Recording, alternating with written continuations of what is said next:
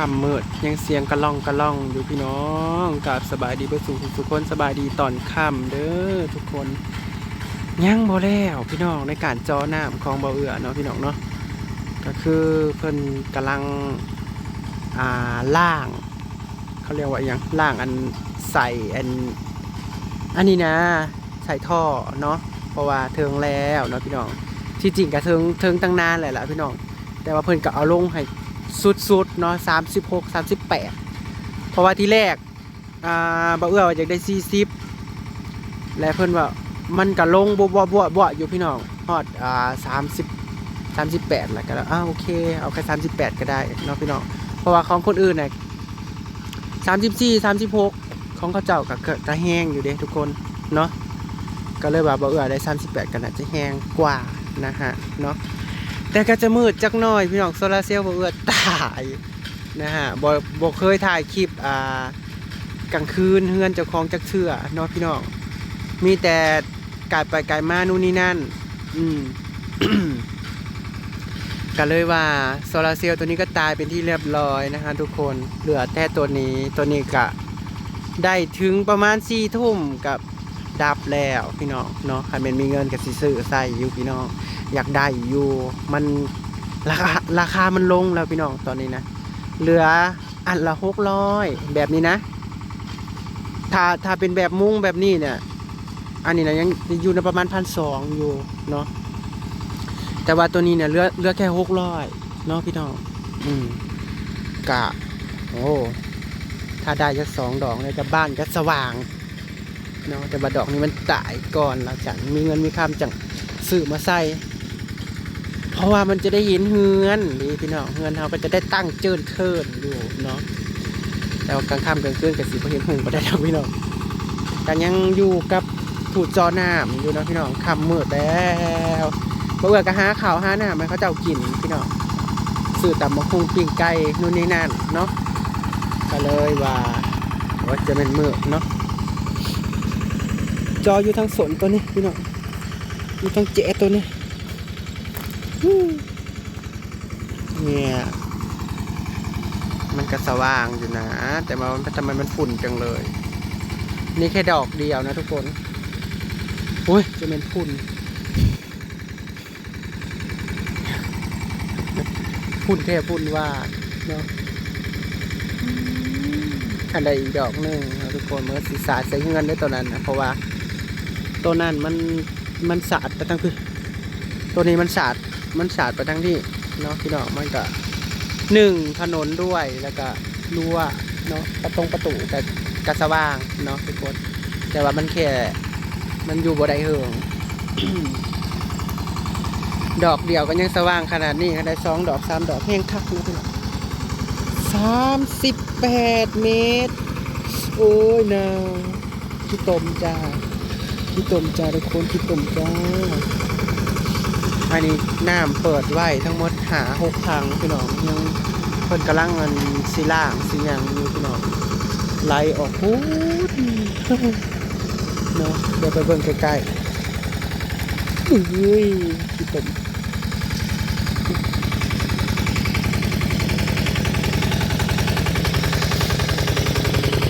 กำลังเริ่มต่อ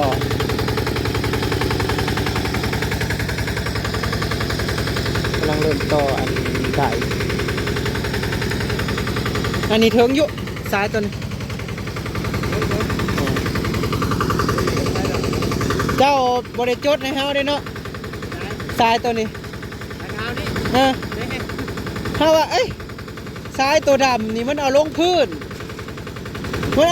เลยซ้ายขาวดิน้ำกันเลยก็ลืมเลยเพราะว่าน้ำเจ้าซ้ายขาวเนี่ยเอาเป็นก้อนเลยเนาะก็เลยว่าไม่ได้ฟาดมาเลย30 เมตรน้ำดื่มอยู่ได้เนาะ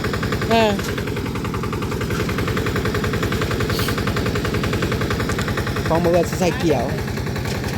แบบนี้พี่น้องก็หมายว่าทำไมต้องใส่เกี่ยวแบบนี้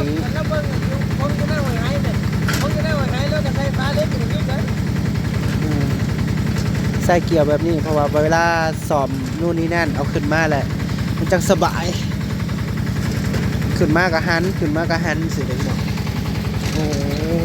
นี่คือไดของเราอืมไดปุ่มไดอันนี้พี่น้องพอคู่มือนี่มีแต่ผู้ใส่ไดอันนี้มันแห้งไดอันนี้ดูจวดคือซ้ำสีใส่น้ำนะไดตะกบกำลังเริ่มละ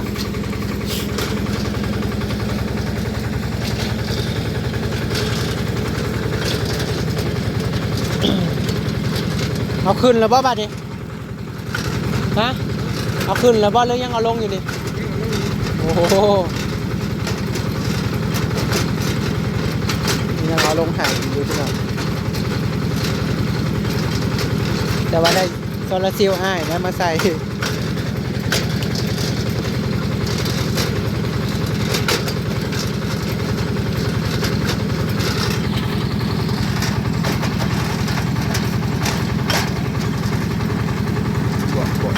บวก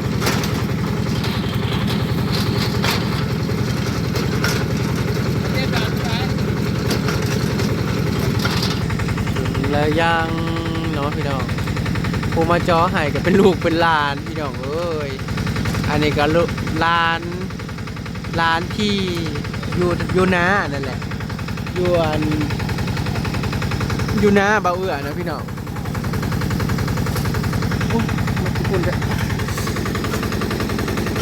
หน้าใกล้กันเอาไปเอามาแล้วเป็นลูกเป็นหลานจ้อยเนาะผู้มาจ้อให้กันตอนนี้ก็เป็นเวลา2 ทุ่มแล้วปาดไวอยู่เลยนะพี่น้องเวลาน่ะไวแต่ว่าเจาะนี่เพิ่งกะใกล้จะเบิดแล้วแหละเหลือเสียมเดียวเพิ่นว่าเสียวลงให้ฮอด40โล40กับ40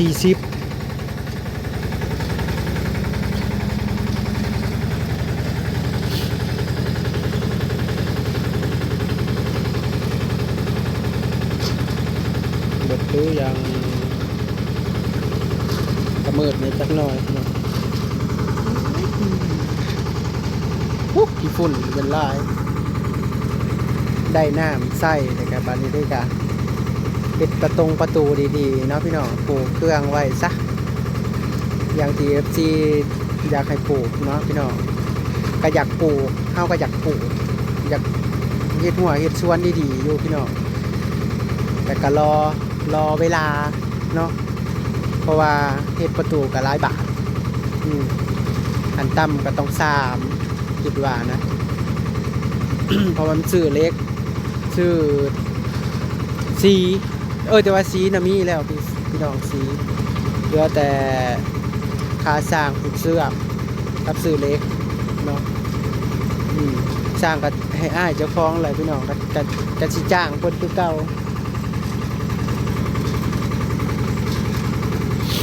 38 เมตรคือว่ากระเติบ1อยู่แล้วนะพี่น้องอันเลยคืออันนี้อุปกรณ์ที่ผมจะเตรียมเอาลงเนาะพี่น้องมีทอมีเชือกหลายอย่างตายพี่น้อง ดึกแล้วยังบ่ได้ไปแล้วอยู่เกือบ3 ทุ่มแล้วตอนนี้ โซลาร์เซลล์ก็ตายเบิดแล้วพี่น้องดับแล้วรถประทันได้หอดใส่สักเรียบร้อย เอาโกยสมบดีค่ะเด้อเบิดแล้วโซลาร์เซลล์ก็ได้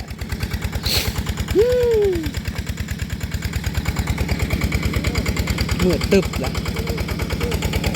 เพิ่นเอาลงให้38แล้วพี่น้องก็ว่าชุดแล้วล่ะเพิ่นกำลังเริ่มล่างเนาะ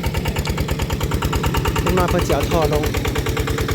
ล่างพี่น้องโอ้ก็สิมืดมัวในจักหน่อยเลยทุกคนเพราะว่าโซลาร์เซลล์เบิดแล้วตายแล้ว ทั้งเบิดทั้งตายเนาะตอนนี้กำลังล่างน้ำอุ่นน้ำใสทุกคนเนาะเพราะว่าบ่เอื้อเปิดน้ำ น้ำใสกับบ่ใสคุณตัวรวยอยู่กำลังเอาท่อขึ้นเนาะทั้งหมดก็คือที่จริงน่ะน้ำนะเพิ่นพ่อตั้งแต่20 กว่าเมตรเนาะทุกคน26 25 26 อืมแต่ว่าตาน้ำมันก็ถึงมาเรื่อยๆอยู่ทุกคนแต่ว่าบ่เอื้ออยากให้เอาลงเลิกนิดนึงเพื่อที่จะเชื่อว่าเฮาใส่น้ำลายเนาะทุกคนเพื่อเฮาใส่น้ำลายแหละเขาเอิ้นไว้หยังยัดน้ำบ่พอใส่เนาะก็เลยให้เพิ่นเอาลงฮอด38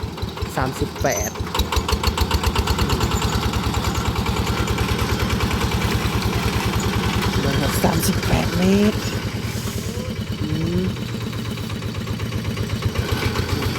ล้างน้ำใส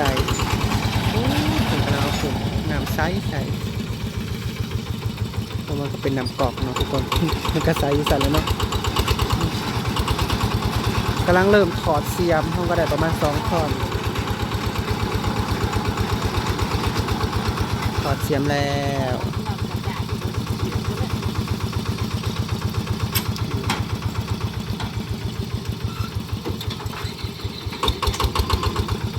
กระเดิกนะพี่น้องแต่ว่าเพิ่นก็เฮ็ดให้เนาะเพราะว่า1เพิ่นกับมาจอก็สวยเติบพี่น้องประมาณ9 โมงเนาะมาประมาณ9 โมงแต่ว่าเพื่อติดตั้งนู่นนี่นั่นก็อยู่ในประมาณ10ทุกคนเพราะว่าบ่เอื้อก็มาสวยคิดว่าเพิ่นเจาะแล้วบัดมาบัดกำลังตั้งเครื่องนู่นนี่นั่นเนาะหลายสิ่งหลายอย่างบ่เอื้อก็ได้เพิ่นก็มาสวยเพิ่นก็อยากเวียกคือกันก็เลยว่ากลับดึกนิดนึงไปจังน้อยจังถาเบิ่งเนาะพี่น้องบ่เอื้อก็สิเทียนน้ำเพราะว่าน้ำทั้งหมด6 ถัง ยังดีที่ซื้อถังอันนี้ไว้พี่น้องของบ่เอื้อ4ของเพิ่น2เนี่ยเนาะมันก็เลยได้เนาะทุกคนน้ำมันแรง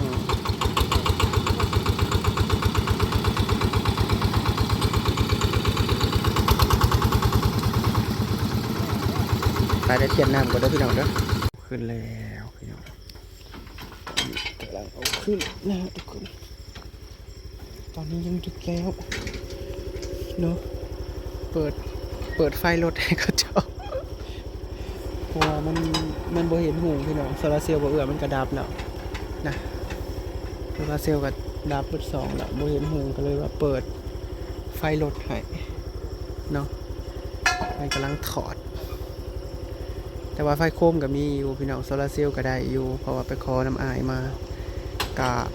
กะบ่ฮู้ก็เลยว่าเปิดไฟตารถให้เขาเจ้าถอดจะได้เห็นหูเนาะพี่น้องเนาะ38พี่น้องที่แรกเพิ่นว่าสิเอา40พอแล้วว่ามันดึกแล้วแต่38ก็พอน้ำก็คือสิเหลือใช้เหลือจ่ายอยู่แล้วเนาะพี่น้องเพราะว่าน้ำมันถึกตาน้ำตั้งแต่20กว่าเนาะ10ปลายก็ถือแต่ว่าถึกน้อยคือความหมายว่า10ปลายก็ถือน้อยนึงเนาะถือตาน้อยแต่พอลงประมาณ20ปลายก็คือถือตาใหญ่ลงบวเนาะแต่ว่าเอื้อยเพิ่นก็ถามว่าจอจักบ่เนาะจอบ่เดียว บ่เดียวจบเลยนะบ่ได้เจาะหลายบ่เนาะทุกคนก็คือถึงตาน้ำเพราะว่าน้ำเฮาก็บ่ได้อืดคือความหมายก็ในเขตนี่นะถือว่าน้ำบ่อึดนั่นนะทุกคนน้ำหลายอยู่เนาะแต่ว่าสิ่งที่บ่เอื้ออยากให้ลงฮอด38บ่แม่นหยังอยากให้มันลึกๆเข้าไว้เพราะว่าบ่เอื้อใส่น้ำหลายยันบ่พอก็เลยบอกเพิ่นว่าเอาสิลึกๆในเด้อจักหน่อยให้ลุดจากของคนอื่นน่ะ36เขาเจ้าก็คือว่าสุดๆแล้วเนาะพี่น้องแต่เฮาเอา38การลุดเขาเจ้าลงไปอีก2 เมตรก็ถือว่าอุกัดเติบหนึ่งอยู่นะทุกคนไปจังหน่อยจังมาเบิ่งตอนเพิ่นใส่ได้เนาะทุกคนพาบ่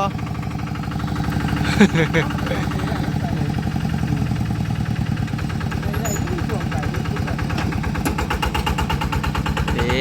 เว้าแล้วว่าสิค่าเป็นบ่ค่าดอกไปมันวิทย์นะแม่มันบ่ยาวอย่างที่มันบ่เหลืออันนี้ช่วงมันยาวมันได้ช่วง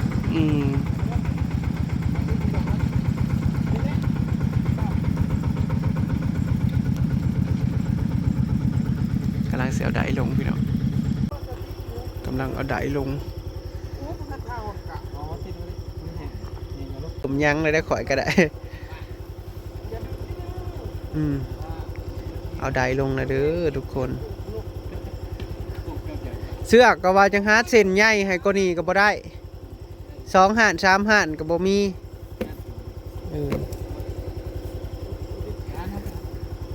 ไดลงแล้วพี่น้อง10 ท่อน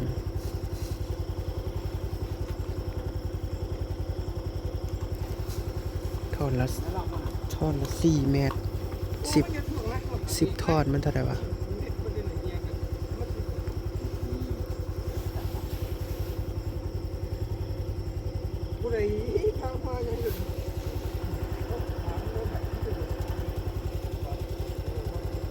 มืดนิดนึงก็เลยใส่รถเปิดตา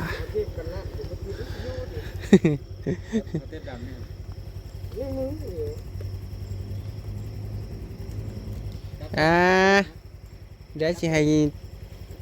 ห้เป็ดตัวหนึ่งดอก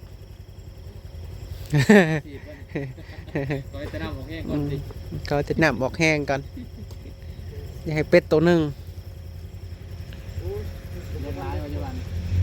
ฮะหลายอยู่สิให้เป็นเงินนี่แหละบอกไปฉันเลยสิให้ซื้อเป็ดย่างสู้กันกินจังนอนปัดหิวข่าวตอนเด็กพันวะเริ่มหิวแล้วบ่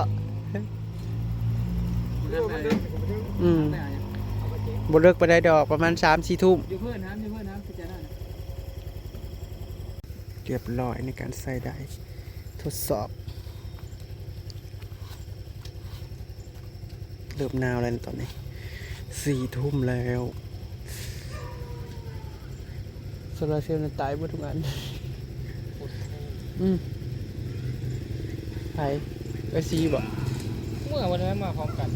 เขาต้องคุยให้เมื่อ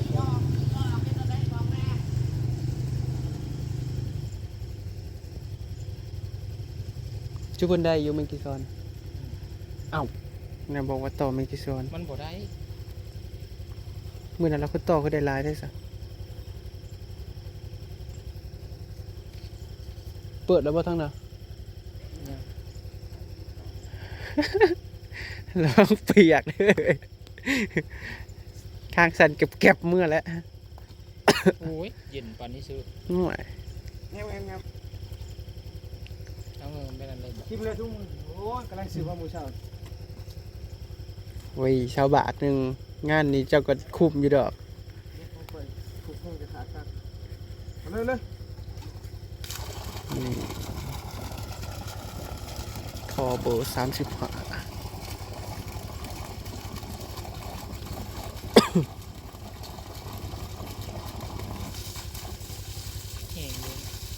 เอาได้อันนี้เป็นกระเฮียงอยู่สั่นแหละ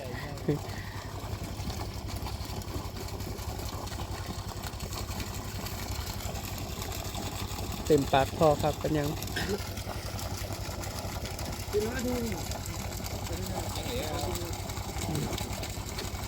11 แรก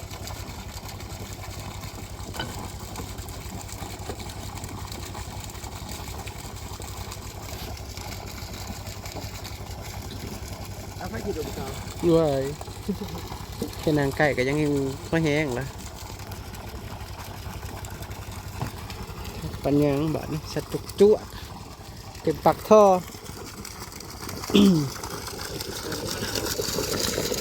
น่าได้จังหวัดโตน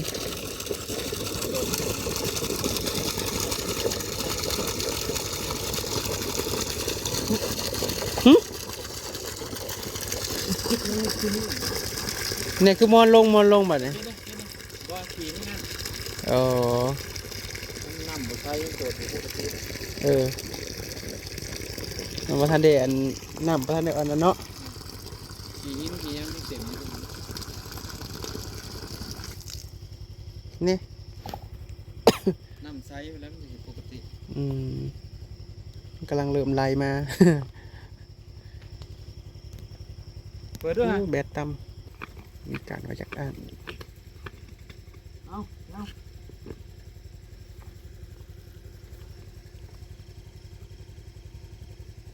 แบตก็จะเบิดนี่ แม่นตีนโอ้ตุ๊กดีกันดีกัน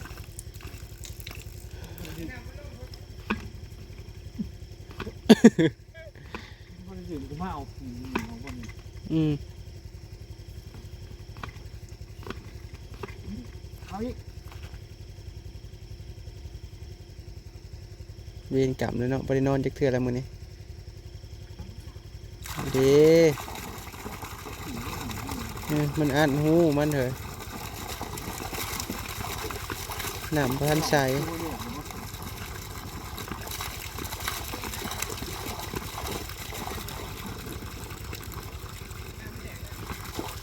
น้ำมันแดงล้างบลอดหลอบซอง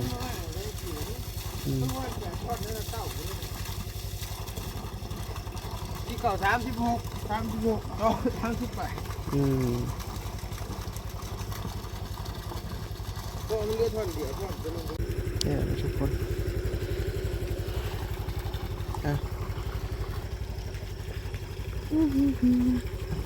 เม็ดเซตเท่าใด มันยังไล่บ่ทันได้เพราะว่าได้ยังบ่ไปซื้อต่างหากของเพิ่นนี่มี เอาแบตจะเบิดมาเปิดเฟซบ่ได้นี่ 6,000ก่อนพอมีพ่อมีหยังนั่นเนาะ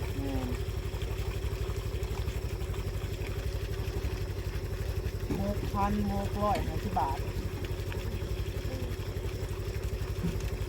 เอ้าคือเฟซ เข้าใจเข้าใจ คือเฟซที่เด็กๆยะ เป็นโดดอยู่พอ แต่ เพื่อ เปอร์เซ็นต์นั้นเอาน้ำมันก็ได้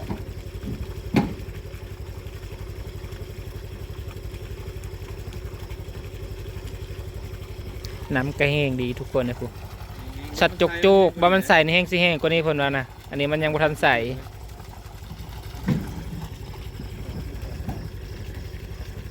พอมันนี้ว่าง่ายๆกันน้ำมันเอาบ่ได้ไล่น้ำใจเลย แม่น จองมันจองน้ำวนมันโดดงูน้ำง่ายแล้วมันถีบมันเลยคือ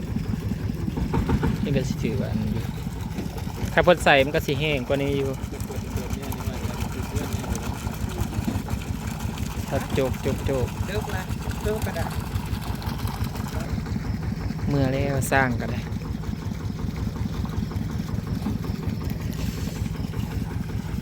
อาจจะมาใช้เฉยนี่ เอาพวกอ้วน ชัดโจกโจกทุกคนก็ถือว่าโอเคอยู่ ทางลงไปเลิก38 เมตรเนาะทุกคนเนาะแต่ว่าปุ่มใดลงประมาณ